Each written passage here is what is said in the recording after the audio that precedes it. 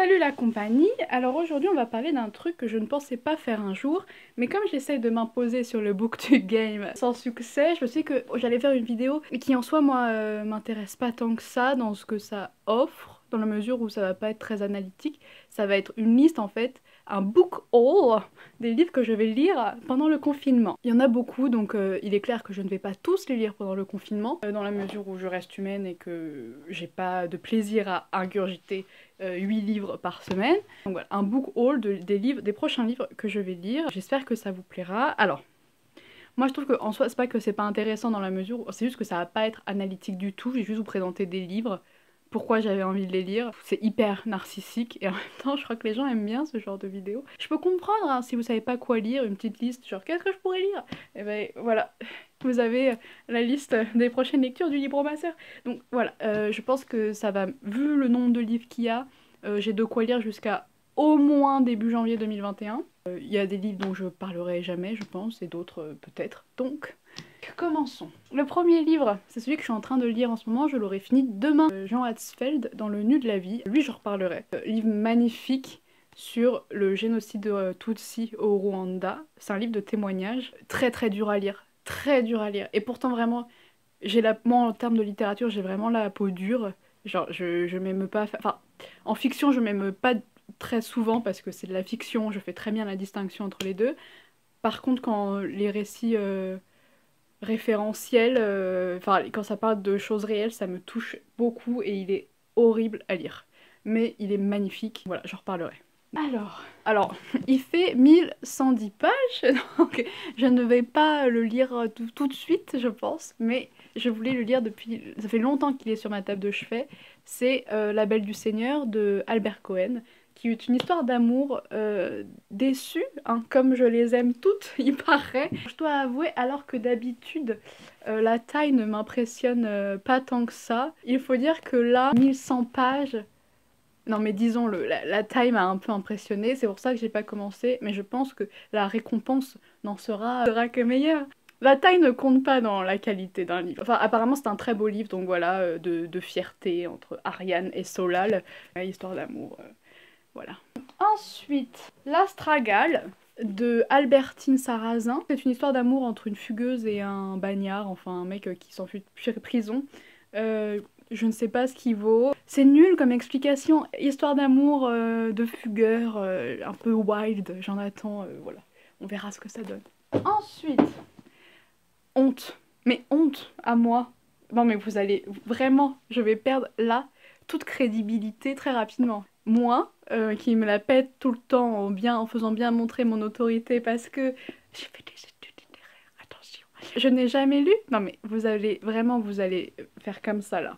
Parce que c'est honteux. Je n'ai jamais lu, je n'ai jamais fini L'éducation sentimentale de Gustave Flaubert. Alors, je n'ai même pas... En fait, si, j'ai lu les 100 premières pages et il s'est avéré qu'un jour j'ai arrêté et je n'ai jamais repris. Ça fait de cela bien 4-5 ans, je dirais quand même. En fait, il faut que je le lise. Enfin, je veux dire, il y a des trucs comme ça, passage obligé, quoi.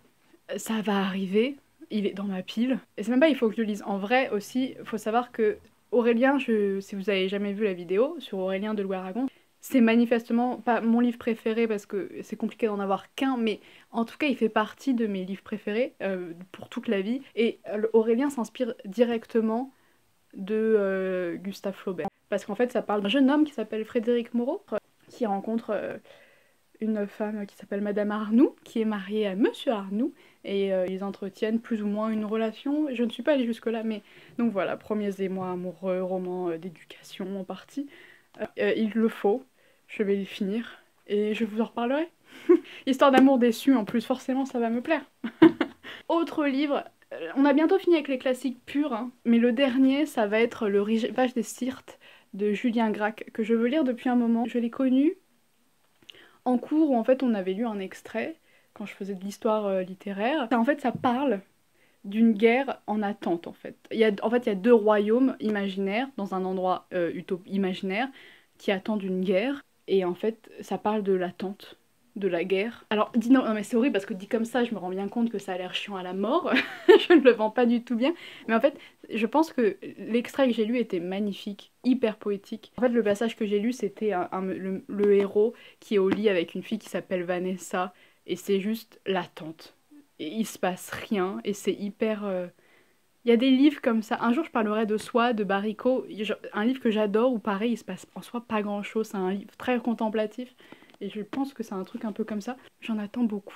Ouloulou. Ensuite, Feed de M.T. Anderson, qui est un livre de science-fiction de 2002. Donc il n'est pas récent, surtout dans science-fiction où les choses avancent quand même très vite en général. Ça parle d'une société, il me semble, dans Futuriste, dans laquelle on implante des puces dans le cerveau des gens pour leur diffuser en continu des spots publicitaires, des trucs comme ça. Livre qui va parler du contrôle des populations par la technologie. Évidemment, le héros rencontre une fille qui, elle, est une rebelle et donc refuse d'avoir une puce dans le cerveau.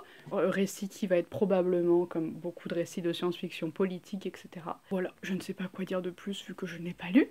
Est-ce que ça vous plaît quand je fais ça? J'ai vraiment rien à en dire, hein, à part ce que je vais lire et pourquoi je vais les lire. Le livre aussi, oui, là il fallait, enfin je veux dire c'est le moment. Le consentement de Vanessa Springora, est-ce qu'il faut vraiment que j'en parle 20 ans? Livre autobiographique sur Vanessa Springora quand elle avait 13-14 ans, avec une histoire d'amour avec Gabriel Matzneff, qui avait 50 ans je crois à l'époque. C'est un livre sur la pédophilie. On est dans un temps aussi où je pense que il y a beaucoup de représentations qu'on avait qui sont remises en cause, c'est important d'en parler. J'ai lu le premier chapitre qui est magnifique, où elle parle notamment de son rapport au père, de ce que c'est un père, etc. Ça m'avait grave... Enfin, de ce que j'ai lu, ça m'avait grave touchée. Je trouve qu'elle écrit très bien, en tout cas. Remise en cause, du coup, genre un pédophile, ce n'est pas juste un monsieur qui s'exhibe au parc. C'est aussi... un mec qui, de fait, va se dire beaucoup de mensonges pour croire qu'une relation avec une jeune fille, enfin une presque enfant, est légitime, quoi. Donc voilà. Dernier livre. Non, pas du tout dernier livre. Qu'est-ce qu'elle raconte celle-là? Paz de Caril Ferret. Caril Ferret, en fait, je l'ai découvert donc il y a pas longtemps, quand je travaillais dans une librairie, où en fait mon collègue était fan de Caril Ferret. Donc s'il passe par là, bonjour. Donc de quoi ça parle? Déjà Caril Ferret, c'est une posture d'écrivain que j'aime bien, dans la mesure où il met 6 ans à écrire tous ses livres, puisqu'il s'expatrie dans le pays dont il va parler, il fait de la recherche pendant 2 ans, etc. Et après il met du temps avec son livre juste à l'écrire. Ça j'aime bien cette posture-là, parce qu'il y a un truc que j'aime pas du tout dans la littérature aujourd'hui, c'est cette posture de j'ai écrit parce que je n'avais pas le choix que d'écrire, comme si vous alliez mourir à un truc vital, alors que non, l'écriture c'est difficile, hein.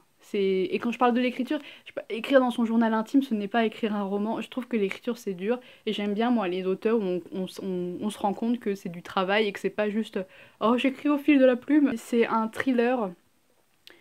Souvent apparemment ces livres sont sociopolitiques aussi. En fait c'est donc une histoire individuelle qui se mêle dans une histoire collective avec des magouilles sociopolitiques, une représentation sociale très affirmée. Ça parle donc de la Bolivie. Des cartels de drogue ou les trafics d'armes, enfin bref, très violent. Je crois que c'est une histoire de frères. De Amélie Nothomb, que j'ai jamais lu Amélie Nothomb de ma vie, faut peut-être s'y mettre. Le sabotage amoureux, le titre me parlait. Et Stupeur et tremblement, il me semble que ça reste quand même celui pour lequel elle est le plus connue aujourd'hui. Donc voilà. Atik Raimi, Singh Sabour, je ne sais pas de quoi ça parle. C'est une amie qui me l'a prêté il y a de cela 2 ans. Je pense que maintenant elle me l'a donné de fait. Non, je lui rendrai, mais du coup elle me l'avait prêté, je ne lui ai jamais rendu. Faudrait peut-être s'y mettre. Je ne sais pas, pour le coup je ne sais vraiment pas de quoi ça parle. Il paraît qu'il est très bien. Le charme discret de l'intestin. Alors je l'avais commencé, c'est pas du tout un roman. Enfin je veux dire, tout le monde l'a lu, tout le monde l'a en bibliothèque, etc. Il faut savoir que j'ai une passion pour le ventre, qui est en fait un organe. Déjà c'est un organe, l'organe digestif de manière générale de la bouche à la nuque. Et c'est un organe immense. Et du coup ça m'intéresse beaucoup parce que en plus la digestion c'est quand même l'une des activités les plus consommatrices d'énergie du corps humain. Donc ça m'intéresse. Enfin bref, le caca ça me passionne, le ventre ça me passionne. Parce que, en plus, le ventre, je sais, ça parle pas du tout de ça le livre, hein, mais je sais que dans plusieurs cultures et tout, ils considèrent que le ventre c'est vraiment le centre de l'énergie du corps humain, et du coup ça m'intéresse d'en connaître plus sur mon ventre, quoi. Sur le ventre, un organe incroyable. Donc voilà, le charme discret de l'intestin. En plus, bon, encore une fois, j'avais commencé, je l'ai pas fini, d'ailleurs il y a le marque-page. Et enfin, c'est hyper marrant, c'est beaucoup de personnification des organes et tout pour y faire comprendre. Enfin, c'est une bonne manière de faire de la vulgarisation scientifique, je trouve. Enfin, c'est très facile à lire et c'est drôle et voilà. Donc voilà, le charme discret de l'intestin. Anaïs Nin, Vénus Erotica et les petits oiseaux. C'est une amie à moi qui me les a offerts pour mon anniversaire, que je n'ai toujours pas fini. J'avais commencé. Alors oui, avec mes copines, pour nos anniversaires, on s'offre des livres érotiques. Voilà, choisissez mieux vos amis, qu'est-ce que vous voulez que je vous dise? Et donc Anaïs Nin, elle est très connue, enfin elle est connue, j'en ai jamais lu, ça c'est son œuvre principale, avec ses journaux, bien commencer quelque part. La littérature érotique, un jour on en parlera, mais moi ce que j'aime bien c'est le rapport... déjà un rapport au corps complètement fou, et donc aussi donc, l'exploration des fantasmes les plus fantasmagoriques, dans la mesure où la littérature n'étant pas la réalité, c'est le lieu où il faut explorer les choses interdites. Gatsby le Magnifique, pareil, je l'avais commencé, je l'ai pas fini, j'ai jamais vraiment lu de Fitzgerald, alors que c'est un auteur majeur du XXe siècle aux États-Unis. Ça parle principalement du faste social, de la richesse, de la sociabilité, en même temps pour cacher un espèce de vide, un vide spirituel ou un espèce de vide métaphysique, quoi. Voilà. Le faste, qu'est-ce que ça cache? Alors... on va parler là d'Hervé Guibert, qui n'est plus très connu en France, mais il a été à la fin auteur majeur de la fin du XXe siècle, auteur majeur des années 60. Hervé Guibert, je le connais bien parce que un de mes mémoires de fin d'études était sur Hervé Guibert, et en particulier donc sur ses écrits, parce qu'il y a eu plusieurs phases, et sa dernière phase, il a écrit énormément sur la maladie, mais au début, il n'était pas malade, il a commencé jeune. Donc voilà, donc je connais bien son œuvre, photographe, journaliste, etc. Mais du coup, je voulais voir ses premières œuvres. Et donc, il y en a deux, Mon Valet et moi, c'est son premier livre, je crois, celui-ci. Le deuxième, Des aveugles. Je ferai une vidéo sur Hervé Guibert parce que je peux pas... Écriture tellement simple et délicate, et en même temps, il a inventé un genre qui est l'autofiction. Enfin, il est précurseur de plein de trucs dans son rapport à l'autobiographie, quelqu'un qui maîtrise énormément les médiums dont il parle. Et je peux pas... Là, c'est horrible parce que je dis des trucs, ça doit rien évoquer pour vous. Un auteur majeur, hyper... Enfin, moi j'adore... Enfin, j'aime sa façon d'écrire en fait. Donc voilà. Donc Hervé Guibert. Ensuite, on a bientôt fini. David Graeber. Bullshit Job. Ça, c'est une étude sociologique d'un sociologue qui travaille sur les gens qui ont des travaux, qui travaillent et qui font des trucs qui n'ont pas de sens, enfin auxquels ils n'arrivent pas à donner du sens à leur travail, donc des travaux qui ne servent à rien concrètement.